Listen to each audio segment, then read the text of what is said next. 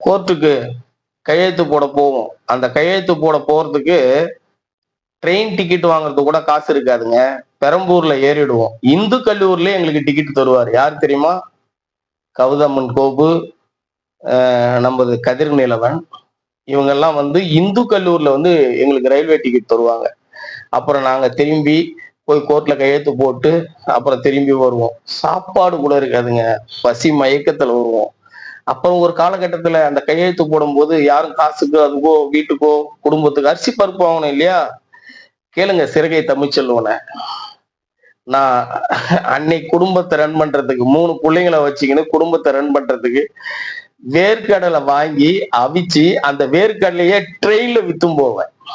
கேட்டு பாருங்க. கௌதம் கோப்பு, கதிர் நிலவன், முல்லை தமிழன், சிறுகை தமிழ்ச்செல்வன், நம்ம முகில, நம்ம இங்க இருக்கிற அனைத்து தோழர்களையும் கேட்டு பாருங்க. ட்ரெயின்ல வேர்க்கடலை வித்தும் போவோம். அப்போ ஒரு சிஆர்பி போலீஸ், ரயில்வே போலீஸ் என்ன புடிச்சிட்டாங்க. புடிச்சு கொண்டு போய் பெரிய மேடு அங்க பக்கத்துல இருக்கு. அந்த இடத்துல பயன் கட்ட வச்சுட்டாங்க. அந்த பயனை கட்டுறதுக்கு என்கிட்ட காசு இல்லை. அப்புறம் எப்படியோ யார் யாருக்கிட்டயோ வாங்கி அந்த காசை கட்டினேன். அப்புறம் இது மாதிரி மாட்டிக்கின்னு ஸ்டேஷன்ல கையெழுத்து போடணும்னு சொல்லி இவ்வளவுலாம் கஷ்டப்பட்டிருக்கேன் விடுதலை சிறுத்தைக்கு.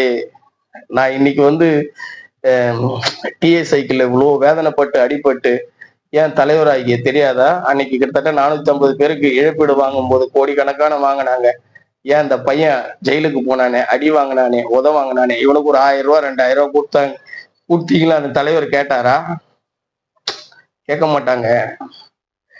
என்னைக்கும் சொல்லுங்க. நாங்க அதனால எப்போதும் யாருடைய காசு சம்பாதிக்கணும், பணம் சம்பாதிக்கணும் அப்படின்லாம் நான் விடுதலை சிறுத்தையில போல. விடுதலை சிறுத்தை ஒரு நேரத்தில் மிகவும் மிகவும், அதாவது கடலூர் மாவட்டத்துல 1000 வன்னியர்கள் அந்த இடத்துல இருக்கும்போது ஒரு 100 சிறுபான்மை தலித்துகள் அவர்களை அங்கே சண்டையிடும் போது ஒரு குரல் ஒலிக்கிறது.